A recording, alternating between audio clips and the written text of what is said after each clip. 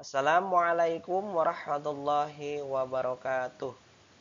Perkenalkan, nama saya Sarno Hidayat, mahasiswa PPG dalam jabatan dari Universitas Islam Negeri Sunan Gunung Jati, Bandung, di kelas PAI 1.37.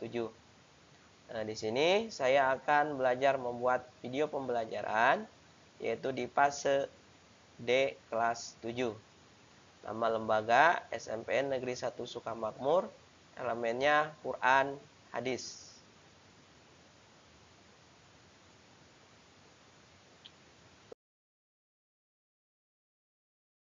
Baik, adik-adikku yang soleh dan solehah, khususnya di kelas 7. Sebelum kita memulai pembelajaran, ada baiknya kita berdoa. Mari kita bersama-sama membaca doa sebelum belajar. Bismillahirrahmanirrahim. Allahumma inni as'aluka ilman nafi'a wa rizqan tayyiban wa amalan mutaqabbala. Ya Allah, sesungguhnya aku memohon kepadamu ilmu yang bermanfaat, rizki yang baik, dan amal yang diterima. Amin ya Allahu ya Rabbal alamin.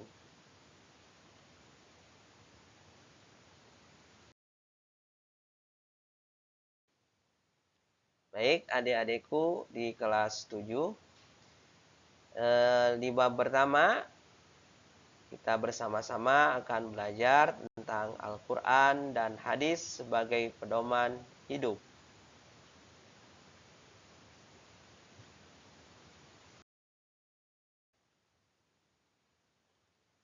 Al-Quran merupakan pedoman hidup umat Islam yang selalu digunakan hingga akhir zaman. Selain Al-Quran yang menjadi pedoman, ada hadis-hadis Nabi yang menjadi pendukung dari penjelasan Al-Quran.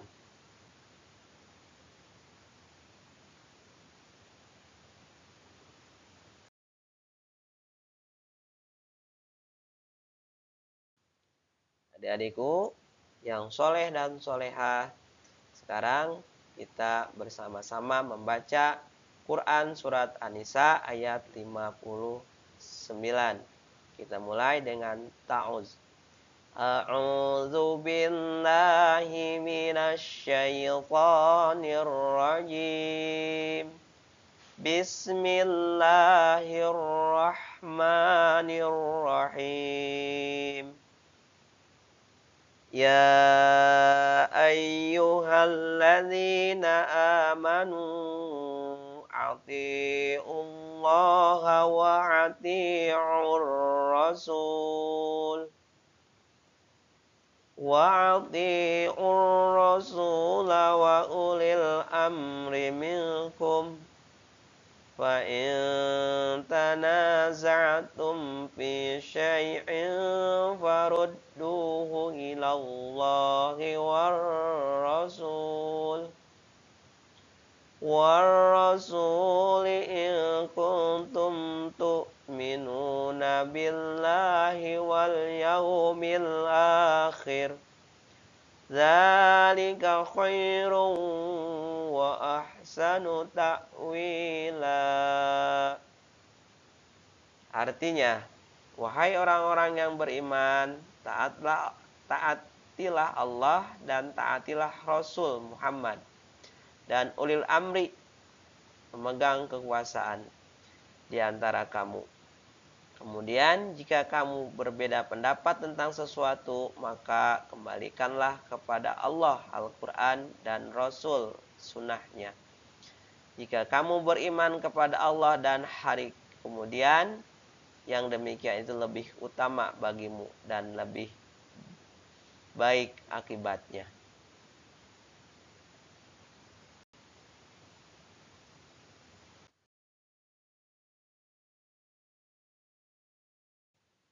Sekarang kandungan surat An-Nisa ayat 59. Keharusan bagi setiap mukmin dan muslim untuk taat kepada Allah dan Rasul dan pemimpinnya. Ketaatan dan kepatuhan yang dilakukan hendaknya didasari atas keimanan yang bersumber dari Al-Quran dan hadis. Keharusan mentaati pemimpin yang benar, yakni pemimpin yang perintah dan tindakannya tidak bertentangan dengan nilai-nilai yang terkandung dalam Al-Quran dan hadis. Selama pemimpin memerintah kebenaran, wajib hukumnya untuk ditaati dan dipenuhi. Begitu pula sebaliknya.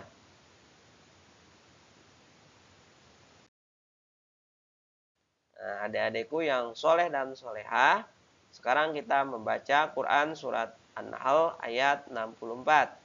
Kita baca bersama-sama dengan diawali dengan ta'awudz. A'udzu billahi minasy syaithanir rajim.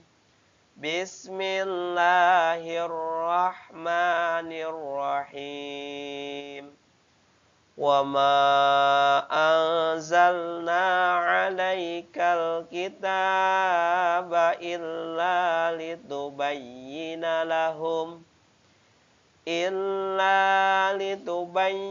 لَهُمُ الَّذِي اخْتَلَفُوا فِيهِ وَهُدًى وَرَحْمَةً لِقَوْمٍ يُؤْمِنُونَ. Shadaqallahul azim. Artinya, dan kami tidak menurunkan kitab Al-Quran ini kepadamu Muhammad, melainkan agar engkau dapat menjelaskan kepada mereka apa yang mereka perselisihkan, serta menjadi petunjuk dan rahmat bagi orang-orang yang beriman.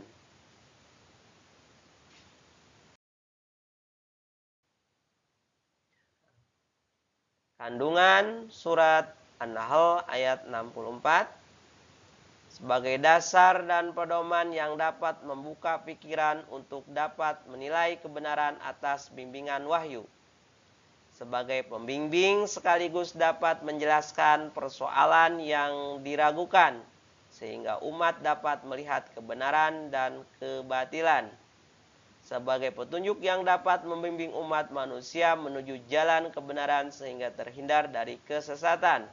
Sebagai rahmat bagi orang yang beriman.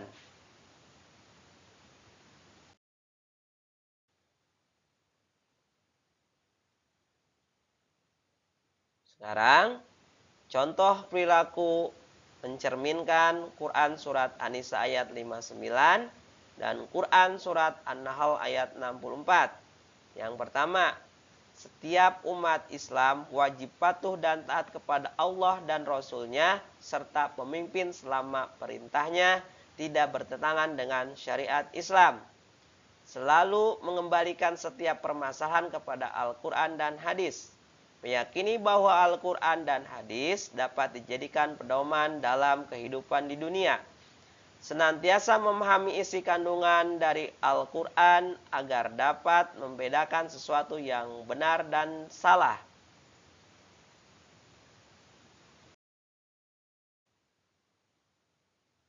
Sekarang, pengertian hadis. Hadis secara bahasa berarti al-jadid, yang artinya adalah sesuatu yang baru. Menurut para ahli hadis, hadis merupakan segala perkataan, sabda, perbuatan, hal ihwal, kejadian, peristiwa, masalah, dan ketetapan lainnya yang disandarkan kepada Nabi Muhammad SAW. Dari definisi tersebut, dapat kita pahami bahwa hadis adalah segala perkataan dan perbuatan yang mencakup seluruh peristiwa kejadian dan masalah serta ketetapan lainnya yang disandarkan kepada baginda Nabi Muhammad SAW.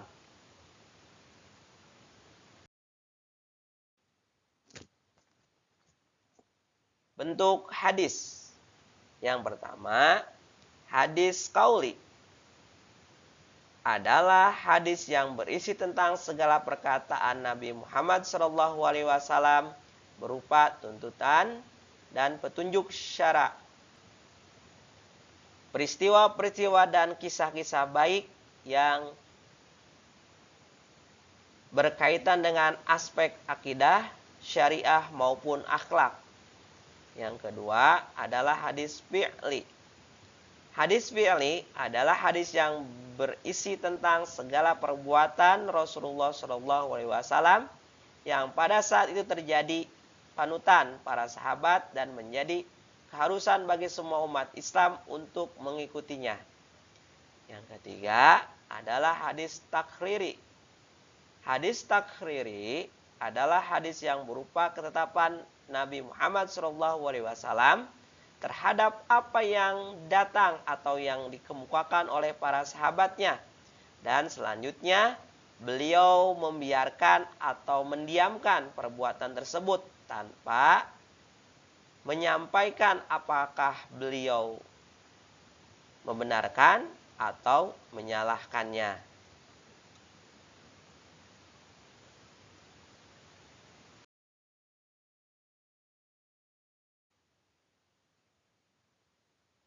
Kualitas hadis. Yang pertama adalah hadis sahih. Menurut bahasa berarti sehat, yang selamat, yang benar, yang sah, dan yang sempurna. Berarti hadis sahih adalah hadis yang sah, hadis yang sehat, atau hadis yang selamat. Sebagian ulama berpendapat bahwa hadis sahih adalah hadis yang disandarkan kepada Nabi Muhammad SAW. Yang kedua adalah hadis hasan. Hadis hasan merupakan hadis yang mirip dengan sahih, yaitu hadis yang diriwayatkan oleh perawi yang adil, namun kurang kuat hafalannya. Letak perbedaan hanya pada tingkat hafalan pada periwayatnya. Yang ketiga adalah hadis dhaif. Secara bahasa berarti hadis yang lemah, yang sakit, atau yang tidak kuat. Sedangkan pengertian secara istilah adalah hadis yang tidak memiliki syarat lebih dari syarat hadis sahih atau hadis hasan.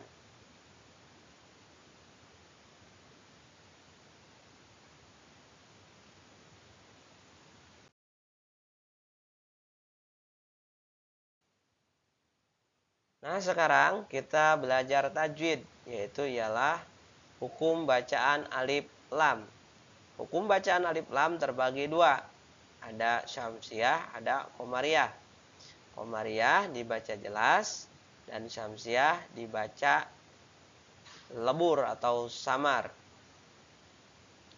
Huruf qamariyah ada 14, yaitu ialah hamzah, ba, ghin, ha, jim, kaf, waw, kha, fa, ain, qaf, ya, mim, ha.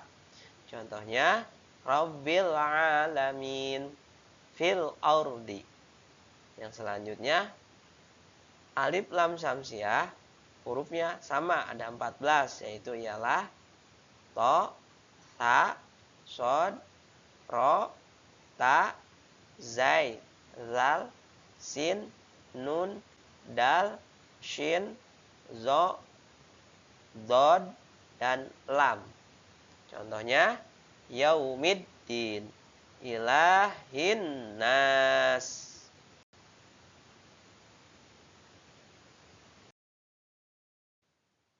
Contoh-contoh daripada hukum bacaan ini alif lam syamsiah. Yang pertama to, kalimatnya wab torik, dibacanya sama wab torik. Yang kedua adalah sa,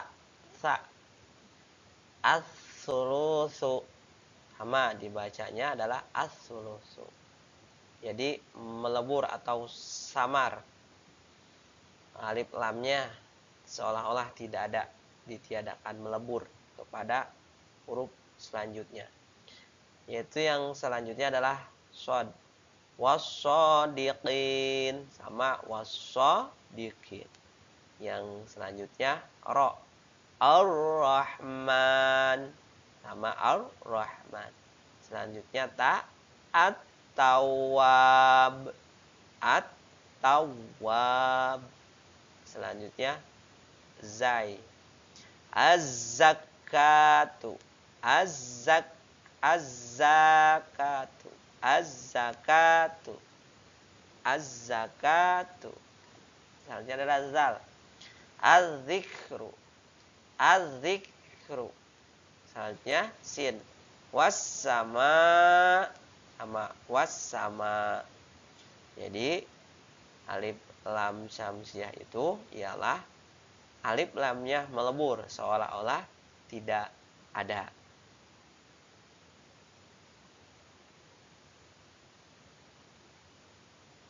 Selanjutnya contoh daripada hukum alif lam bertemu dengan huruf komariah. Kalau yang tadi adalah syamsiah. Syamsiah itu kalau istilah bahasa Arabnya adalah matahari. Pengertiannya kalau kita melihat matahari pasti tidak jelas bulatnya. Kalau komariah adalah bulan.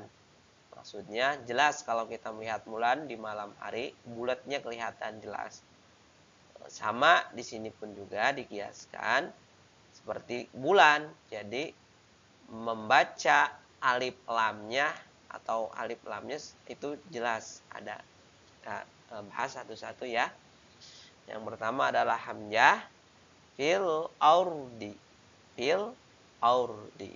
Yaitu ialah di situ ada alif lam bertemu dengan sesudah atau sesudah huruf alif lamnya ada huruf hamzah.